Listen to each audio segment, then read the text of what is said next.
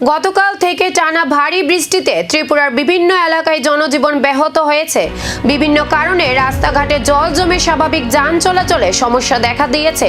এর প্রভাব পড়েছে ব্যবসা বাণিজ্যেও। ক্রেতার সংখ্যা কমে যাওয়ায় অনেক ব্যবসায়ী ক্ষতির মুখে পড়েছেন।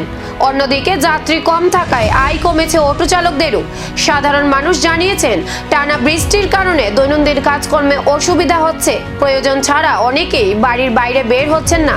আবহাওয়া দপ্তর আগামী সময়েও বৃষ্টির সম্ভাবনার কথা জানিয়েছে, তাই সবাইকে সতর্ক থাকার এবং প্রয়োজন ছাড়া বাইরে না বের হওয়ার পরামর্শ দেওয়া হয়েছে।